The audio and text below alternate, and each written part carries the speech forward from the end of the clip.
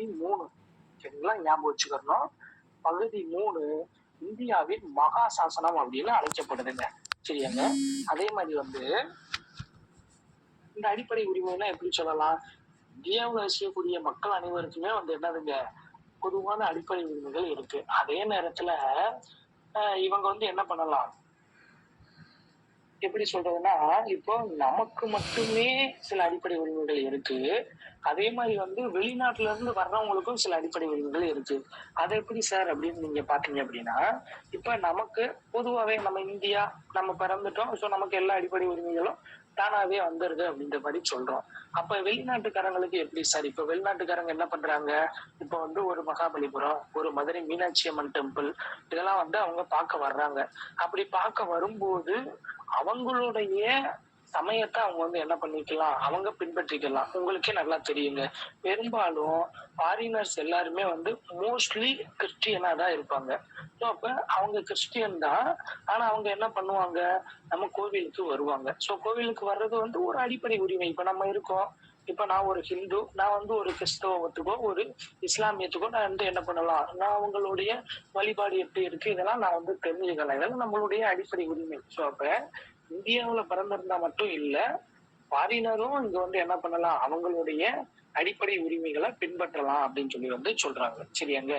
அப்ப இந்தியாவின் மகா சாசனம் என அழைக்கப்படக்கூடியது எது அப்படின்னா பகுதி 3. ஞாபகம் வச்சுக்கணுங்க, ரொம்ப ரொம்ப முக்கியமான கொஸ்டின். அடுத்ததுங்க, அதாவது நான் சொன்னேன் 12ல இருந்து 35 வரைக்கும் இருக்கிறது தான் இந்த அடிப்படை உரிமை அப்படின்னு சொல்லி சொன்னாங்க. இதுல ஸ்பெசிபிக்கா நம்ம நம்ம பார்க்க போறது என்ன அப்படின்னா விதி 32. அததான் அவங்க சொல்லியிருப்பாங்க பாருங்க, அரசியலமைப்புக்கு உட்பட்டு தீர்வு காணும் உரிமை. விதி 32 நல்லா கவனிச்சுக்கோங்க. ஆர்டிக்கல், விதி, சட்டப்பிரிவு எல்லாமே ஒண்ணுதான். சரிங்களா, என்னடா சட்டப்பிரிவுன்னு இருக்கு ஆனா சொல்லும் போது விதின்னு சொல்றாங்களே, எல்லாமே ஒண்ணுதான். சரியாங்க. அப்ப நல்லா கவனிச்சுக்கோங்க, அரசியலமைப்புக்கு உட்பட்டு தீர்வு காணக்கூடிய உரிமை. அப்ப முதல் எடுத்தோடனே நீதி பேராணைன்னா என்னன்னு நீங்க தெரிஞ்சுக்கோங்க. நீதி பேராணைன்னா என்ன, நீதிமன்றத்தோட முத்திரையோட, நீதிமன்றத்தால் வெளியிடப்படக்கூடிய ஆணையத்தான் நம்ம வந்து என்னன்னு சொல்லி சொல்றோம், நீதி பேராணை. அப்ப நீதி பேராணை அப்படின்றது சில சட்டங்களை நிறைவேற்றலாம், சில சட்டங்களை இது வந்து என்னது அரசியலமைப்பு சட்டத்துக்கு முரணாக இருக்கு அப்படின்னு சொல்லி அதை நிப்பாட்டியும் வைக்கலாம். அப்ப ஒரு சட்டத்தை இயற்றுவதற்கும் ஒரு சட்டத்தை நிப்பாட்டி வைக்கிறதுக்கும் நம்ம எதை பயன்படுத்தலாம், இந்த நீதி பேராணையை வந்து பயன்படுத்தலாம். அப்ப இந்த நீதி பேராணைய உச்ச நீதிமன்றமும் பயன்படுத்தும், உயர் நீதிமன்றமும் பயன்படுத்தும். அப்ப உங்களுக்கு கேள்வி கேட்பாங்க, எத்தனை வகையான நீதி பேராணைகள் இருக்கு அப்படின்னா 5 வகையான நீதி பேராணைகளை வெளியிடக்கூடிய அதிகாரம் உச்ச நீதிமன்றத்துக்கும் இருக்கு, உயர் நீதிமன்றத்துக்கும் இருக்கு. சரியாங்க. ஒருவேளை நீங்க உடனே 5 5 10 இருக்குமோ அப்படின்னு நினைக்க கூடாது, மொத்தமே 5 தான். இவனும் அந்த 5 வெளியிடக்கூடிய அதிகாரம் இருக்கு, இவனும் அந்த 5 அதிகாரத்தை வெளியிடக்கூடிய அதிகாரம் இருக்கு. சரிங்களா. சோ அப்ப இது வந்து ரொம்ப ரொம்ப முக்கியமானதுங்க, இந்த விதி 32. சரியாங்க. சோ அதனாலதான் இத வந்து என்ன சொல்றோம் அப்படின்னா, இது மக்களோட அடிப்படை உரிமைகளை காப்பதுனால இத வந்து நம்ம என்ன வந்து சொல்றோம், அதாவது வந்து உங்களுக்கே தெரியும், உச்ச நீதிமன்றம் நம்ம சின்ன கிளாஸ்ல எல்லாம் படிச்சிருக்கோம், மக்களோட அடிப்படை உரிமைகளை பாதுகாக்கிறதுனால உச்ச நீதிமன்றத்தை அரசியலமைப்பின் பாதுகாவலன் அப்படின்னு நம்ம அழைக்கிறோம். அடிக்கடி கேட்கக்கூடிய கொஸ்டின். சரியாங்க. அரசியலமைப்பின் பாதுகாவலன் என அழைக்கப்படக்கூடிய அமைப்பு எது அப்படின்னு உங்ககிட்ட கேட்பாங்க. எதுதான் அப்படின்னா உச்ச நீதிமன்றம் தான். அதுக்கப்புறம் இந்த 32, அதாவது விதி 32 இருக்குல்லங்க, இந்த சட்டப்பிரிவு வந்து டாக்டர் பி.ஆர். அம்பேத்கர் என்ன சொல்றாரு அப்படின்னா, இந்திய அரசியலமைப்பின் இதயம் மற்றும் ஆன்மா அப்படின்னு சொல்லி சொல்றாரு. குறிச்சுக்கோங்க, ஒவ்வொன்றுக்கும் ஒரு ஒரு சிறப்பு இருக்கு. அரசியலமைப்பின் திறவுகோல்னா முகவுரை, அதுக்கப்புறம் வந்து மகா சாசனம், இந்தியாவின் மகா சாசனம் அப்படின்னா அடிப்படை உரிமை. அதே மாதிரி அடிப்படை உரிமை அப்படின்றது சரி, விதி 32 அப்படின்றது இந்திய அரசியலமைப்போட இதயம் மற்றும் ஆன்மா அப்படின்னு சொல்லி சொல்றேன். சரிங்களா. இதெல்லாம் கொஞ்சம் நல்லா பாத்துக்கணும். அப்ப இப்ப வந்து நான் வந்து சொன்னாங்க ஒரு 5 வகையான நீதி பேராணை உங்ககிட்ட சொன்னேன். சரிங்களா. சோ அந்த 5 வகையான நீதி பேராணை என்ன, இது நமக்கு தெரியணும். ஃபர்ஸ்ட் வந்து ஆட்கொணர்வு நீதி பேராணை, 2வது கட்டளையுறுத்தும் நீதி பேராணை, 3வது தடையுறுத்தும் நீதி பேராணை, 4வது ஆவண கேட்பு, 5வது வந்து தகுதி முறை வினவும் நீதி பேராணை. இப்போ நல்லா கவனிச்சுக்கணும். ஆட்கொணர்வு நீதி பேராணை. கிட்டத்தட்ட ஒரு ஒரு 2 வருஷங்கள் தான் இருக்கும். செந்தில் பாலாஜி அவங்கள கைது பண்ணாங்க இடி. சரிங்களா? அப்படி கைது பண்ணும்போது வந்து செந்தில் பாலாஜியோட மனைவி வந்து என்ன பண்ணாங்க அப்படின்னா, ஆட்கொணர்வு நீதி பேராணை அடிப்படையில தான் ஆட்கொணர்வு மனு போட்டாங்க. இந்த மாதிரி ஆட்கொணர்வு மனு அப்படின்னா, சட்டத்திற்கு புறம்பாக ஒருவர் கைது செய்யப்பட்டிருக்கிறார். அதாவது என்னுடைய கணவர் சட்டத்திற்கு புறம்பாக கைது செய்யப்பட்டிருக்கார். அவர் எங்க இருக்கிறார்ன்னு எனக்கு தெரியல. உடனே நீதிமன்றத்துல வந்து நிப்பாட்டுங்க அவர. அதுதான் ஆட்கொணர்வு நீதி பேராணை. சரியாங்க? கொஞ்சம் ஞாபகம் வச்சுக்கணும். அப்ப இந்த ஆட்கொணர்வு நீதி பேராணை என்ன பண்ணுது அப்படின்னா, சட்டத்துக்கு புறம்பாக ஒருவர் கைது செய்யப்படுவதிலிருந்து பாதுகாக்குது. அடுத்து 2வது பாருங்க, கட்டளை உறுத்தும் நீதி பேராணை. கட்டளை உறுத்தும் நீதி பேராணை அப்படின்னா வந்து என்ன சொல்றாங்க அப்படின்னா, உங்களுடைய மனு இப்ப வந்து நீங்க வந்து என்ன பண்றீங்க, ஒரு மனு போடுறீங்க. அப்ப அந்த மனு எந்த நிலையில இருக்கு, அந்த மனு சம்பந்தமான எனக்கு வந்து இப்ப நீங்க சொல்றீங்கல்லங்க, தகவல் அறியும் உரிமை சட்டத்தின் மூலமா இப்ப வந்து நீங்க ஒரு தகவல் கேட்கறீங்க அப்படின்னா உங்களுக்கு அந்த அதிகாரம் இருக்கு. சப்போஸ் தகவல் அறியும் உரிமை சட்டம் வந்து கண்டிப்பா கொடுத்துதான் ஆகணும். இதே சப்போஸ் நீங்க வேற டிபார்ட்மெண்ட்டுக்கு வேற ஏதாவது கேட்டு நீங்க போடும்போது வந்து அவங்க கொடுக்க மறுக்கிறாங்க அப்படின்னா, இந்த கட்டளை உறுத்தும் நீதி பேராணை அடிப்படையில நீங்க வழக்கு தொடுக்கும் போது நீதிமன்றம் சொல்லும் அவங்க கேட்கக்கூடிய ஆவணங்கள் எல்லாத்தையுமே வந்து நீங்க கொடுக்கணும் அப்படின்னு அவங்களுக்கு வந்து என்ன பண்ணும், அறிவுறுத்தும். அதுதான் கட்டளை உறுத்தும். அடுத்து 3வது தடையுறுத்தும் நீதி பேராணை. தடையுறுத்தும் நீதி பேராணை அப்படின்னா கீழ் நீதிமன்றங்கள் கீழ் நீதி கீழ் நீதிமன்றங்கள் தங்களுடைய வரம்பை மீறி செயல்படும் போது அதை தடை செய்யக்கூடிய அதிகாரம். இது வந்து உங்களுடைய அதிகாரத்துக்கு உட்பட்டு இல்ல. நீங்க இது வந்து அதீதமான அளவுல வந்து நீங்க தீர்ப்பு வழங்கியிருக்கீங்க அப்படின்னு வந்து என்னதுங்க, சோ கீழ் நீதிமன்றங்கள் தங்களுடைய எல்லையை தாண்டி செயல்படும் போது தடை விதிக்கும். அடுத்தது ஆவண கேட்பு. ஆவண கேட்பு அப்படின்னா வந்து ஒண்ணும் இல்லைங்க. இப்ப நீங்க வந்து கீழ் நீதிமன்றங்கள உங்களுக்கு ஒரு தண்டனை கொடுத்திருப்பாங்க. நீங்க உடனே வந்து என்ன பண்ணுவீங்க, மேல்முறையீடு பண்ணுவீங்க. அப்ப மேல்முறையீடு பண்ணும்போது வந்து ஆவணங்களை வந்து என்ன பண்ண சொல்லும், ஆட்டோமேட்டிக்கா வந்து ஆவணங்களை வந்து கீழ் நீதிமன்றங்கள் மேல் நீதிமன்றங்களுக்கு வந்து என்ன பண்ணணும், அனுப்பி வைக்கணும். அதுதான் ஆவண கேட்பு. அதுக்கப்புறம் தகுதி முறை. தகுதி முறை அப்படின்னா இப்போ வந்து நான் வந்து ஒரு கவர்மெண்ட் எம்ப்ளாயி. நீங்க வந்து நாளைக்கு வழக்கு தொடரலாம். இவருக்கு என்ன தகுதியின் அடிப்படையில நீங்க வந்து என்ன பண்ணீங்க, அரசு வேலை கொடுத்தீங்க அப்படின்னு நீங்க என்ன பண்ணலாம், என் மேல கேஸ் ஃபைல் பண்ணலாம். அப்ப உடனே அரசாங்கம் எங்க டிபார்ட்மெண்ட் என்ன பண்ணும், இவர் இப்படி எழுதினாருப்பா, இவ்வளவு மார்க் வந்துச்சுப்பா, இன்னைக்கு கவுன்சிலிங்ல அட்டன் பண்ணாரு, இந்த துறைக்கு வந்தாரு அப்படின்னு என்ன பண்ணுவாங்க, உங்களுக்கு விளக்கம் கொடுப்பாங்க. சோ அதுதான் தகுதி முறை. ஒருவர் தகாத முறையில் அரசு அலுவலகத்தை கைப்பற்றுவதை தடை செய்கிறது. சரியாங்க? இந்த பணம் கொடுத்து போனேன் அப்படி இப்படின்றதெல்லாம் வந்து என்ன பண்ணலாம், இது மூலமா அதாவது ஒருவர் பணம் கொடுத்துதான் வேலைக்கு போனார்னு உங்களுக்கு நல்லா தெரிஞ்சிச்சு அப்படின்னா நீங்க இதன் மூலமா கேஸ் ஃபைல் பண்ணீங்க அப்படின்னா சிபிஐ தான் ஆக்ஷன் எடுப்பாங்க. சரிங்களா? சோ இதுதான் அந்த 5 வகையான நீதி பேராணை. புரியுதுங்களா? புரியுதுங்களா? புரியுதுங்க சார். அடுத்தது போலாமாங்க? சோ அப்ப இப்ப நான் உங்களுக்கு சொன்னேன் ஆரம்பத்திலேயும், மொத்தம் ஆரம்பத்துல வந்து 7 வகையான அடிப்படை உரிமைகள் இருந்துச்சு நம்ம கிட்ட. ஆனா தற்போது 6 தான் இருக்கு அப்படின்னு சொல்லி சொன்னேன். இப்போ இந்த பக்கம் பாத்துக்கோங்க. அடுத்த பக்கம் பாத்தீங்கன்னா ஒரு பாக்ஸ் கொடுத்துருப்பாங்களாங்க, அதை பாத்துக்கணும். ரொம்ப ரொம்ப முக்கியமானதுங்க. மொத்தம் நம்ம கிட்ட வந்து இப்ப தற்போது 6 வகையான அடிப்படை உரிமைகள் இருக்காங்க. என்னன்னு சொல்லி பாருங்க, நல்லா கவனிச்சுக்கணுங்க. கண்டிப்பா ஒரு கொஸ்டின் இதுல இருக்கு, கம்பல்சரி இதுல இருந்து ஒரு கொஸ்டின் இருக்கு இந்த பாக்ஸ்ல இருந்து. சோ கொஞ்சம் நல்லா பார்த்துக்கணும். சமத்துவ உரிமை, சுதந்திர உரிமை, சுரண்டலுக்கு எதிரான உரிமை, சமய சுதந்திர உரிமை, கல்வி மற்றும் கலாச்சார உரிமை, அரசியலமைப்புக்கு உட்பட்டு தீர்வு காணும் உரிமை. சரியாங்க? இதுதான் அந்த 6 ஹெட்லைன். இதுதான் அந்த 6 அடிப்படை உரிமை. இது கீழே சப்டாபிக் நிறைய இருக்கு. அதாவது வந்து எண்ணிக்கை, அதாவது வந்து 12 to 35 சொன்னேன், ஞாபகம் வச்சுக்கணும். 12 to 35 வரைக்கும் இருக்கிறது தான் நான் அடிப்படை உரிமைன்னு சொன்னேன். இப்ப பாருங்க, ஃபர்ஸ்ட் எடுத்தோன்னே ஹெட்லைன் 1 ஃபர்ஸ்ட்ல சமத்துவ உரிமை. சமத்துவ உரிமை இது நம்ம ஆல்ரெடி பார்த்திருக்கோம். பிரிவு 14 to 18 வரைக்கும். அதுக்கு பக்கத்துல நீங்க எழுதி வச்சுக்கணுங்க. பக்கத்துல எழுதி வச்சுக்கோங்க. சமத்துவ உரிமை அப்படின்னா பிரிவு 14 to 18 அப்படின்னு எழுதி வச்சுக்கணும். ஏன் இத வந்து பொறுத்துகளை கேட்பான், அப்படியே டைரக்டா கேட்பான். சமத்துவ உரிமை, சுதந்திர உரிமை, சுரண்டலுக்கு எதிரான உரிமை, இந்த பக்கம் விதி, இதுல இருந்து இது வரைக்கும். விதி இதுல இருந்து இது வரைக்கும் அப்படின்னு சொல்லி கேட்டிருப்பாங்க. சரிங்களா? சோ பக்கத்துல எழுதிக்கங்க 14 to 18. சோ என்ன சொல்லுதுன்னு பாருங்க. பிரிவு 14 சட்டத்தின் முன் அனைவரும் சமம். இங்க வந்து இவன் பணக்கார ஏழை அப்படிலாம் கிடையாது. சட்டத்துக்கு முன்னாடி அனைவருமே சமம்தான் அப்படின்னு சொல்லி சொல்லுது. பிரிவு 14. 15 அதாவது வந்து மதம், இனம், மொழி, ஜாதி, பாலினம், பிறப்பிடம் இவற்றின் அடிப்படையில எந்த விதமான பாகுபாடும் பார்க்க கூடாது. பிரிவு 15. அடுத்த பிரிவு 16 அதே பாகுபாடு பார்க்க கூடாது. எங்க? பொது வேலை வாய்ப்புல.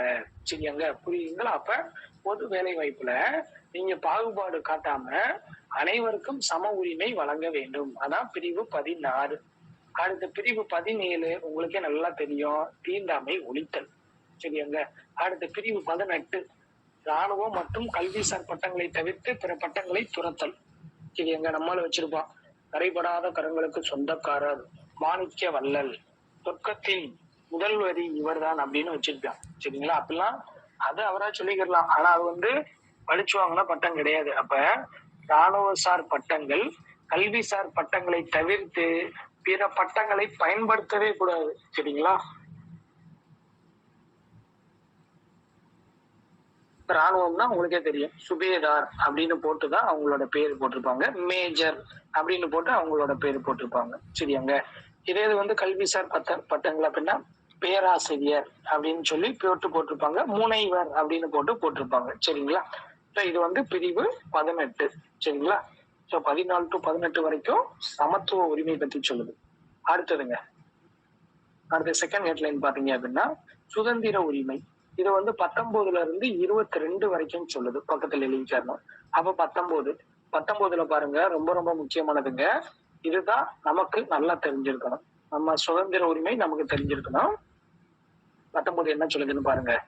பேச்சுரிமை, கருத்து தெரிவிக்கும் உரிமை, அமைதியான முறையில் கூட்டம் கூடும் உரிமை, சங்கம் அமைக்கும் உரிமை, இந்திய நாட்டில் விரும்பிய இடத்தில் வசிக்கக்கூடிய உரிமை, அடுத்து தொழில் செய்யும் உரிமை. மொத்தம் பிரிவு 19ல மட்டும் 6 உரிமைகள் இடம்பெற்றிருக்கும். பக்கத்துல எழுதி வச்சுக்கோங்க. 6 உரிமைகள் இருக்கு பிரிவு 19ல மட்டும். கேட்டிருக்கான். அதெல்லாம் கேட்டிருக்கானா? கண்டிப்பா கேட்டிருக்கான் கேள்வியில. அடிப்படை உரிமைகளில் பிரிவு 19ல் எத்தனை வகையான உரிமைகள் இடம்பெற்றுள்ளது அப்படின்னு கேட்பாங்க. அப்ப எத்தனை இருக்கு அப்படின்னா 6 இருக்கு. திரும்பவும் சொல்றேன். பேச்சுரிமை, நீங்க எங்க வேணாலும் போய் பேசிக்கலாம். கருத்து தெரிவிக்கக்கூடிய உரிமை. சரியாங்க? இப்ப பொதுவான கருத்துக்கள் கேட்பாங்களங்க. கலைஞருக்கு சிலை வைப்போமா வேணாமா, பேனா சிலை வைக்கலாமா வேணாமா, அப்ப நீங்க கருத்து தெரிவிக்கலாம். அடுத்தது அமைதியான முறையில் கூட்டம் கூடுவதற்கான உரிமை. இப்ப நீங்களே இருக்கீங்க, நாளைக்கு ஒரு போராட்டம் பண்ணணும் அப்படின்னா அமைதியான முறையில போராட்டம் பண்ணிக்கலாம். அடுத்து சங்கங்கள் அமைச்சுக்கலாம் உங்களுக்கு. அடுத்து விரும்பிய இடத்துல நீங்க எங்க வேணாலும் போய் வசிச்சுக்கலாம். சார் நான் வந்து இன்னைக்கு தமிழ்நாட்டுல இருக்கேன், நாளைக்கு நான் ஆந்திராவில போய் இருக்கலாமா? தாராளமா இருக்கலாம். ஆந்திராவில இருக்கிறத கேரளாவில இருக்கலாம். அந்த மாதிரி தொழில் செய்யக்கூடிய உரிமை. நீங்க எங்க வேணாலும் தொழில் செஞ்சுக்கலாம். அதுக்காக எந்த தொழில் வேணாலும் செஞ்சுக்கலாம் நான் சொல்லல. எங்க வேணாலும் போய் தொழில் செஞ்சுக்கலாம். சரிங்களா? அதுதான். அடுத்தது பிரிவு 20. பிரிவு 20 அப்படின்னா தண்டனையில இருந்து பாதுகாப்பு பெறக்கூடிய உரிமை. பிரிவு 20 வந்து என்னதுங்க? தண்டனையில இருந்து, அதாவது முன்ஜாமீன் வாங்குறீங்க பாத்தீங்களா, அதுதான் பிரிவு 20. அடுத்து பிரிவு 21 தனிப்பட்ட சுதந்திரம், தனி மனித சுதந்திரம் தான் பிரிவு 21. அடுத்த பிரிவு 22 சில வழக்குகளில் கைது செய்வதிலிருந்து தடுப்பு காவலில் வைப்பதற்கு எதிரான பாதுகாப்பு உரிமை. சரியாங்க? ஹவுஸ் அரெஸ்ட் இருக்குல்லங்க, அதுல இருந்து தடுப்பு காவல்ல வைப்பதற்கு எதிரான உரிமை தான் பிரிவு 22. நல்லா பாத்துக்கணும். அதுல பாருங்க பிரிவு 21A. இந்த பிரிவு 21A அப்படின்றது தொடக்க கல்வி பெறக்கூடிய உரிமை. சரிங்களா? அதை மட்டும் அப்படியே ஒரு ரவுண்ட் போட்டு வச்சுக்கோங்க, பின்னாடி சொல்றேன். தொடக்க கல்வி பெறக்கூடிய உரிமை வந்து பிரிவு 21A. இதையும் என்ன பண்ணுவாங்க அப்படின்னா அடிக்கடி நமக்கு கேட்பாங்க. இந்த பிரிவு 21A வந்து அடிக்கடி கேட்கப்படக்கூடிய கொஸ்டின். சோ கொஞ்சம் நீங்க நல்லா பார்த்து வச்சுக்கணும். சரியாங்க?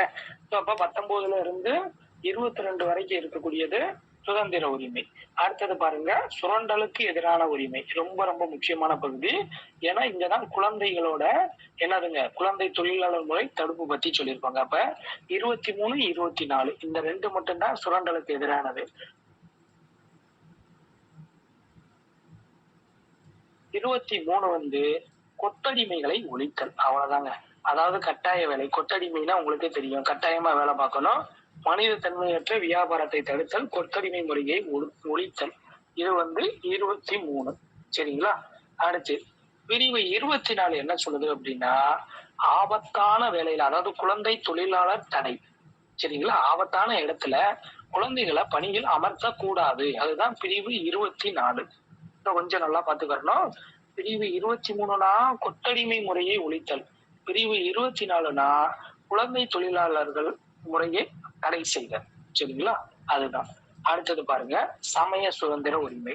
சமய சுதந்திர உரிமை அப்படின்னா 25ல இருந்து 28 வரைக்கும் இருக்குங்க. சரிங்களா? நல்லா பாத்துக்கணும். 25 என்ன சொல்லுதுங்க, எந்த ஒரு சமயத்தையும் நீங்கள் ஏற்கலாம், பின்பற்றலாம், பரப்பலாம். அடுத்த 2வது, அந்த சமயத்திற்கு நீங்க வந்து என்ன பண்ணலாம், நிர்வாகம் செய்யலாம். ஒரு தலைவரா இருக்கலாம், ஒரு பொருளாளரா இருக்கலாம். அடுத்தது 27 வந்து என்ன சொல்றாங்க அப்படின்னா, எந்த ஒரு மதத்தையும் பரப்புவதற்காக வரி செலுத்தணும் அப்படின்னு கட்டாயப்படுத்தக்கூடாது. நாங்க கூழ் ஊத்த போறோம், வரி கொடுங்க அப்படின்னு என்ன பண்ணக்கூடாது, கட்டாயப்படுத்தக்கூடாது. பிரிவு 27.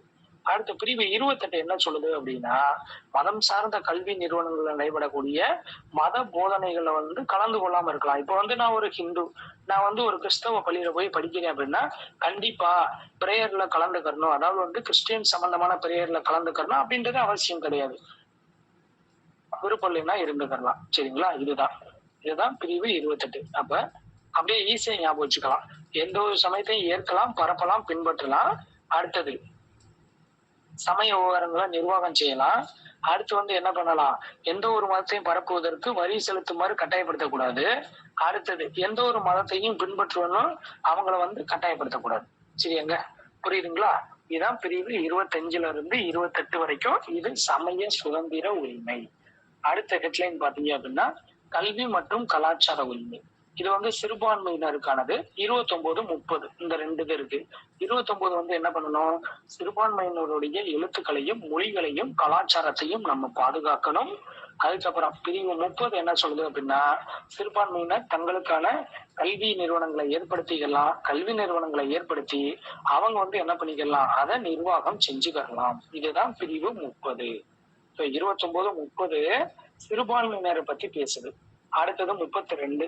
32 வந்து இப்பதான் நம்ம பார்த்தோம், அரசியலமைப்புக்கு உட்பட்டு தீர்வு காணக்கூடிய உரிமை.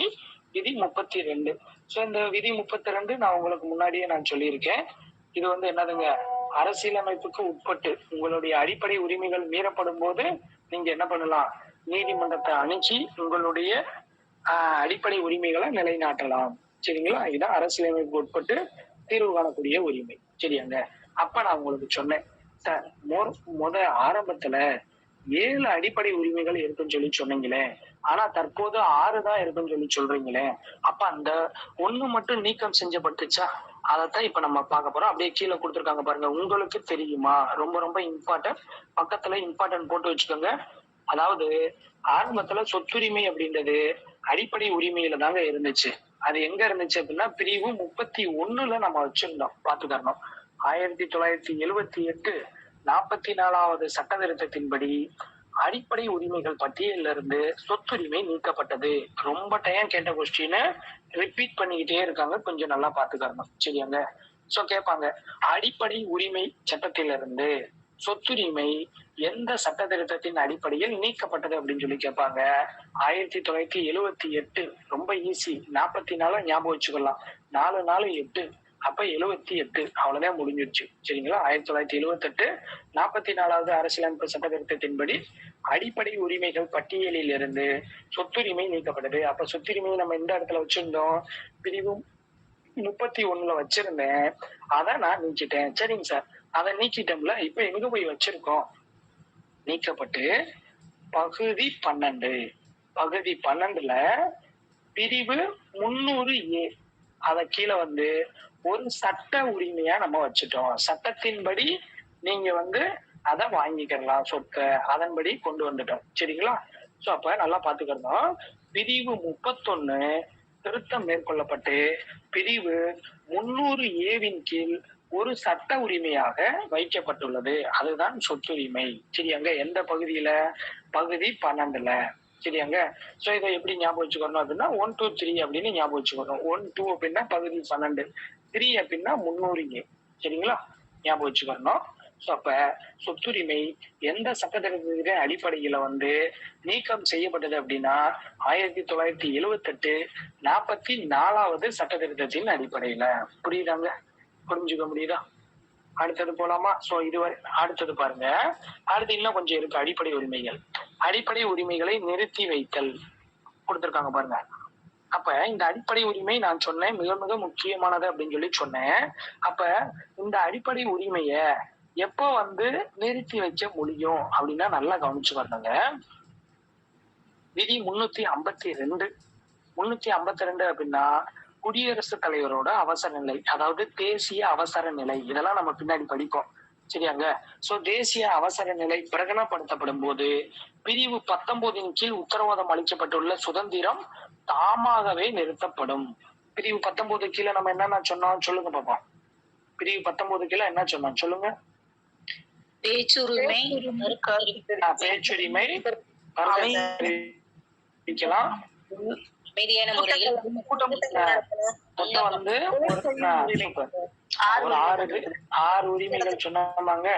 இந்த 6 உரிமைகளும் 19 சரியாங்க. இந்த பிரிவு 19 கீழ் இருக்கக்கூடிய இந்த 6 உரிமைகளும் தேசிய பிரகடன நிலை குடியரசுத் தலைவரால் அறிவிக்கப்படும். அப்படி அறிவிக்கப்படும் போது தானாக இது வந்து என்ன பண்ணப்படும், நிறுத்தப்படும். சரியாங்க. அதுக்கப்புறம் பாத்தீங்க அப்படின்னா, அதாவது தேசிய அவசர நிலை அறிவிச்சோம்னா தானாகவே இது நிறுத்தப்பட்டோம்.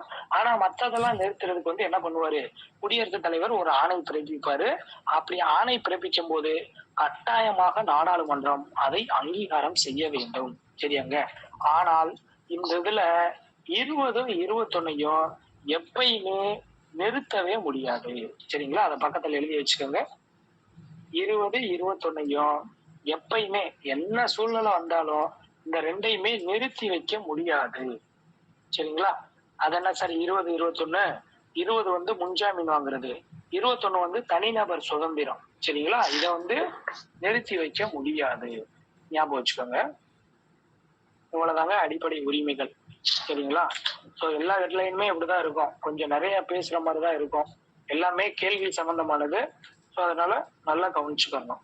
அடுத்ததுங்க இது புரிஞ்சுச்சாங்க. அடிப்படை உரிமைகள் புரிஞ்சுச்சா? அடுத்தது போலாமா? அடுத்ததுங்க அரசு நெறியுறுத்தும் கோட்பாடுகள். அரசு நெறியுறுத்தும் கோட்பாடுகளை பாருங்க. அரசு நெறியுறுத்தும் கோட்பாடுகள் அப்படின்றது பகுதி 4 விதி 36ல இருந்து 51 வரைக்கும் இருக்கு. சரியாங்க. அப்படியே வரிசையை ஞாபகம் வச்சுக்கிறோம்.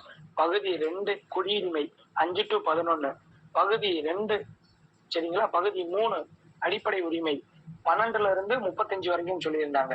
இப்போ 36ல இருந்து 51 வரைக்கும் சொல்றாங்க. சரியாங்க. அரசு நெறியுறுத்தும் கோட்பாடுகள். இந்த அரசு நெறியுறுத்தும் கோட்பாடுகள் அப்படின்றது அரசுக்கு வந்து ஒரு வழிகாட்டி, அவ்வளவுதான். சரியாங்க. இத அரசாங்கம் பின்பற்றணும் அப்படின்றது அவசியம் கிடையாது. அரசுக்கு ஒரு வழிகாட்டி. இப்ப நான் வந்து உங்களுக்கு ஒரு வழிகாட்டி, நான் சொல்றதெல்லாம் நீங்க பின்பற்றணும்னா அது உங்களோட தனிப்பட்டது. சரிங்களா. சோ ஒரு வழிகாட்டி. இது வந்து எத்தனை பிரிவுகளாக பிரிக்கப்பட்டுள்ளது அடிக்கடி கேட்பாங்க. இது வந்து 3 பெரும் பிரிவுகளாக பிரிக்கப்பட்டுள்ளது. அதை குறிச்சுக்கணுங்க. ஒரு 5வது 6வது லைன் பாருங்க. 3 பெரும் பிரிவுகளாக பிரிக்கப்பட்டுள்ளது, குறிச்சுக்கோங்க. சமதர்மம்னு பிரிக்கப்படுகிறது, காந்தியமயமானது, அடுத்து தாராள அறிவு சார்ந்தவை. மொத்தம் 3 பெரும் பிரிவுகளாக இது வந்து பிரிக்கப்படுதுங்க. குறிச்சுக்கணும். சமதர்ம, காந்திய, தாராள அறிவு சார்ந்தவை. சரியாங்க. அதே மாதிரி நான் முன்னாடியே சொன்னேன், இது அரசுக்கு வெறும் வழிகாட்டி மட்டும்தான். இவங்க இதை வந்து கண்டிப்பாக பின்பற்றணும் அப்படின்னு கட்டாயப்படுத்த முடியாது. சரிங்களா. சோ அதையும் குறிச்சுக்கணும். இந்த கொள்கைகளை நீதிமன்றத்தால் வலுக்கட்டாயமாக செயல்படுத்த முடியாது. சரிங்களா. கட்டாயமா செயல்படுத்தணும் அப்படின்னு சொல்ல முடியாது. ஆனா இதெல்லாம் ஃபாலோ பண்ணா நல்லா இருக்கும், அவ்வளவுதான், வேற ஒண்ணும் கிடையாது. அப்ப இது கொஞ்சம் சிறப்பா இருக்கு. என்ன என்ன சிறப்பு இங்க இருக்கு? நீதிமன்றத்தால் கண்டிப்பா செயல்படுத்த முடியாதுன்றீங்க, ஆனா இதெல்லாம் ஃபாலோ பண்ணா நல்லா இருக்கும்னு சொல்றீங்க. இது கொஞ்சம் வித்தியாசமா இருக்கிறதுனால இத டாக்டர் பி.ஆர். அம்பேத்கர் அவர்கள் அரசியல் அமைப்பின் புதுமையான சிறப்பம்சம் அப்படின்னு என்ன பண்றாரு, இந்த அரசு நெறிமுறையுறுத்தும் கோட்பாடுகளை அவரு விவரிக்கிறார். புரியுதுங்களா? குறிச்சுக்கணும். இதே அம்பேத்கர் வந்து என்ன சொன்னாரு? எதை இதயம் மற்றும் ஆன்மா அப்படின்னு சொல்லி சொன்னாரு? விதி 32 சார். விதி 32 தான் இதயம் மற்றும் ஆன்மான்னு யாரு சொன்னாங்க அப்படின்னு கேட்பாங்க. யாரு சொன்னது அப்படின்னா டாக்டர் பி.ஆர். அம்பேத்கர் அவர்கள் சொன்னாங்க. அதே அம்பேத்கர் தான் அரசு நெறியுறுத்தும் கோட்பாடுகளை புதுமையான சிறப்பம்சம் அப்படின்னு சொல்லி சொன்னாரு. இந்த புதுமையான சிறப்பம்சம் வந்து 36 to 51 வரைக்கும் விதிகளை கொண்டது. பகுதி 4. அதுக்கப்புறம் பாத்தீங்க அப்படின்னா இதை நீதிமன்றத்தால் வலுக்கட்டாயமாக பின்பற்றணும் அப்படின்னு கட்டாயப்படுத்த முடியாது. ஆனால் இதெல்லாம் பின்பற்றணும் அப்படின்னா நாட்டினுடைய நிர்வாகம் நல்லாக இருக்கும் அப்படின்னு சொல்லி சொல்றாங்க. சரிங்களா? இப்ப பாருங்க, அடுத்தது அடிப்படை உரிமைகளுக்கும் அரசு நெறியுறுத்தும் கோட்பாடுகளுக்கும் என்ன டிஃபரெண்ட் அப்படின்றத பாருங்க. அடிப்படை உரிமை அப்படின்றது அமெரிக்காவில இருந்து எடுக்கப்பட்டது. அரசு நெறியுறுத்தும் கோட்பாடுகள் அயர்லாந்துல இருந்து எடுக்கப்பட்டது. குறிச்சுக்கோங்க. அயர்லாந்துல இருந்து நம்ம எடுத்தோம். அடிப்படை உரிமைகளை வந்து அரசாங்கம் நினைச்சா கூட இதை சுருக்கவோ நீக்கவோ முடியாது. அதே மாதிரி அரசு நெறியுறுத்தும் கோட்பாடுகள் அப்படின்றது அரசுக்கு வெறும் அறிவுறுத்தல். அதுதான் நான் சொன்னேன், அரசுக்கு வந்து ஒரு அறிவுறுத்துறோம், அதை அவங்க ஏத்துக்கிட்டா நல்லது. ஏத்துக்கறலைன்னா ஏன் ஏத்துக்கறல நம்ம நீதிமன்றத்தால் வலுக்கட்டாயமாக ஏற்றுக்கொள்ள, அதாவது ஏத்துக்கங்க அப்படின்னு நம்ம சொல்ல முடியாது. அடுத்ததுங்க, அடிப்படை உரிமை அப்படின்றது நீதிமன்ற சட்டத்தால் செயல்படுத்த முடியும். அதான் விதி 32 பயன்படுத்தி நீங்க உங்களுடைய அடிப்படை உரிமைகளை மீட்டுக்கலாம். ஆனா அரசு நெறியுறுத்தும் கோட்பாடுகளை எந்த நீதிமன்றத்தாலும் கட்டாயப்படுத்த முடியாது. அடுத்தது, அடிப்படை உரிமை அப்படின்றது சட்ட ஒப்புதலை பெற்றவை. அது வந்து தார்மீக ஒப்புதலை பெற்றது. அதே மாதிரி அடிப்படை உரிமை அப்படின்றது அரசியல் ஜனநாயகத்தை வந்து வலுப்படுத்துது. ஏன்னா உங்களுக்கு ஒரு உரிமை இருக்கு, அதே உரிமை எனக்கு இருக்கு. சரிங்களா? சோ இது வந்து ஜனநாயகத்தை வலுப்படுத்துது. அதே இது அரசு நெறியுறுத்தும் கோட்பாடுகள் அப்படின்றது வந்து என்ன பண்ணுது? சமுதாயம் மற்றும் பொருளாதாரத்துல வந்து ஜனநாயகத்தை வந்து உறுதி செய்யுது. அவ்வளவுதான். சரிங்களா? இவ்வளவுதான் அடிப்படை உரிமைகளுக்கும் அரசு நெறியுறுத்தும் கோட்பாடுகளுக்குமான டிஃபரன்ஸ். சரிங்களா? அடுத்தது, நான் அடிப்படை உரிமைகளை பேசும்போது விதி 21A சொன்னேன். அந்த விதி 21A எதை பத்தி சொல்லுது? தொடக்க கல்வி. தொடக்க கல்வி அந்த தொடக்க கல்வியத்தான் இப்ப நம்ம பார்க்க போறோம். இதை இம்பார்ட்டன்ட் போட்டுக்கோங்க, பாக்ஸ் இம்பார்ட்டன்ட் போட்டுக்கோங்க. அதாவது 86வது சட்ட திருத்தம் 2002. சரியா? அப்ப 2002ஆம் ஆண்டு 86வது சட்ட அமைக்கப்பட்டு பிரிவு 21A கீழ் தொடக்க கல்வி வந்து அடிப்படை உரிமையாக சேர்க்கப்பட்டுள்ளது. குறிச்சுக்கோங்க, ரொம்ப ரொம்ப முக்கியமானதுங்க. எப்படி சொத்துரிமை அடிக்கடி கேட்கிறாங்களோ அதே மாதிரி தொடக்க கல்வி பெறக்கூடிய உரிமையும் அடிக்கடி கேட்கக்கூடிய வினா. அப்ப தொடக்க கல்வி பெறக்கூடிய உரிமை எந்த சட்ட திருத்தத்தின் மூலமாக கொண்டு வரப்பட்டது அப்படின்னா, நல்லா தெரிஞ்சுக்கங்க, முன்னாடி பிரிவு 45ல நம்ம வச்சிருந்தோம் தொடக்க கல்வி பெறக்கூடிய உரிமையை. அந்த பிரிவு 45ல திருத்தங்கள் மேற்கொண்டு அதை நம்ம வந்து இப்ப எதுல வச்சிருக்கோம்? பிரிவு 21A நம்ம வந்து வச்சிருக்கிறோம். சரியாங்க? சோ எந்த சட்ட திருத்தத்தின் மூலமாக? 2002ஆம் ஆண்டு 86வது சட்ட திருத்தத்தின் மூலமாக இதை வந்து நம்ம கொண்டு வந்து சேர்த்திருக்கோம். அப்ப இந்த திருத்தம் என்ன சொல்லுது? மாநில அரசுகள் முன்பருவ மழலையர் கல்வியை 6 வயது வரை உள்ள குழந்தைகளுக்கு வழங்க அறிவுறுத்துது. சரிங்களா? அதான் என்ன சொல்லுவாங்க? ECCE அப்படின்னு சொல்லி சொல்லுவாங்க. அதாவது early childhood care and education. அதான் முன்பருவ மழலையர் கல்வி அப்படின்னு சொல்லி சொல்லுவோம். இது 6 வயசு வரைக்கும் இருக்கிறவங்களுக்கு வந்து இது வந்து என்ன பண்ணுது? அவங்களுக்கு கொடுங்க அப்படின்னு ஒரு அறிவுறுத்துது. சரியாங்க? இதை கொஞ்சம் நல்லா ஞாபகம் வச்சுக்கணும். இதே சட்டம் தான் என்ன சொல்லுது?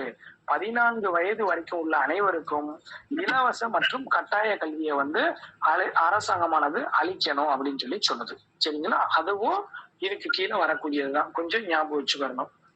புரியுதாங்க? அடுத்தது போலாமா? அடுத்தது போயிருமா? இன்னும் ஒண்ணு மட்டும் பார்க்கலாமா? பாருங்க, அடுத்தது அடிப்படை கடமைகள். அடிப்படை உரிமை பார்த்துட்டோம், அரசு நெறியுறுத்தும் கோட்பாடுகள் பார்த்துட்டோம். அடுத்தது பாருங்க, அடிப்படை கடமைகள். சோ பாருங்க, நல்லா கவனிச்சுக்கோங்க. அடிப்படை கடமை அப்படின்றது ரஷ்யாவில இருந்து எடுக்கப்பட்டதுங்க. குறிச்சுக்கோங்க, ரஷ்யாவில இருந்து எடுக்கப்பட்டதுதான் அடிப்படை கடமை. சரிங்களா? அப்ப நல்லா கவனிச்சு பாருங்க. ஆரம்பத்துல நம்ம அரசியலமைப்பு சட்டத்தை ஏத்துக்கிட்டப்ப நமக்கு உள்ள வந்து அடிப்படை கடமைகள் அப்படின்ற பகுதியே கிடையாதுங்க. அப்ப அடிப்படை கடமைகள் கண்டிப்பாக இருக்கணும். இல்லைன்னா யாரு இந்த தேசிய கீதத்தெல்லாம் மதிக்க மாட்டாங்க. தேசிய பாடல் இதுக்கெல்லாம் வந்து எந்த விதமான ரெஸ்பான்ஸும் கொடுக்க மாட்டாங்க. தேசிய கீதத்தை மதிக்க மாட்டாங்க. தேசிய பாடலை மதிக்க மாட்டாங்க. தேசிய கொடியை அவமதிப்பாங்க.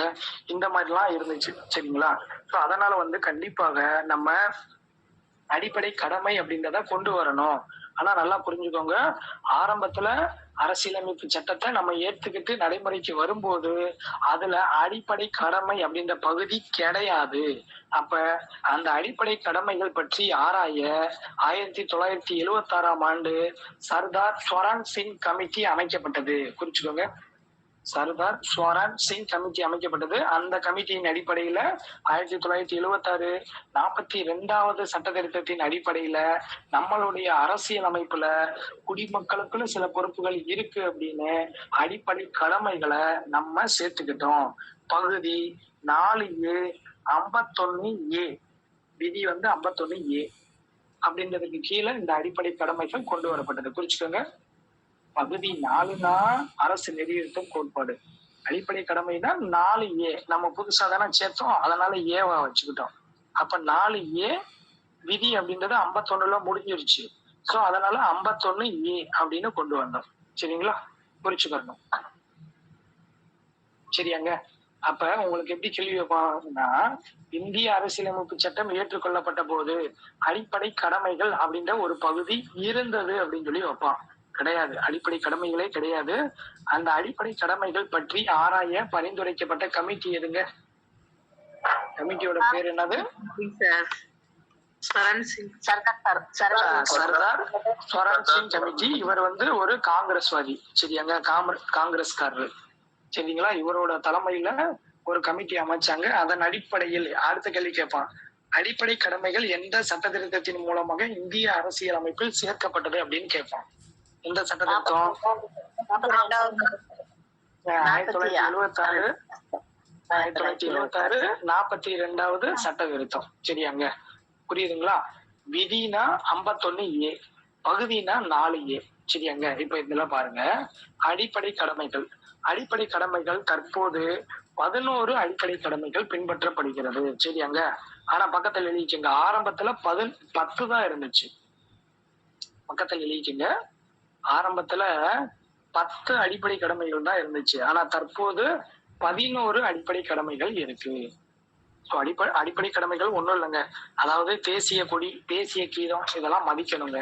அதுக்கப்புறம் வந்து சுதந்திர போராட்டத்துக்கு வந்து தூண்டுகோலாக அமைப்பதற்கு வந்து உரிய நோக்கங்களை போற்றி வளர்க்கணுங்க. ஒண்ணும் இல்லைங்க, சுதந்திரத்துல நம்ம ஈடுபட்டாங்களங்க, அவங்க எல்லாம் நினைச்சு பார்க்கணும். அவங்களுடைய வீர தீர செயல்களுக்கு நம்ம மதிப்பு கொடுக்கணுங்க.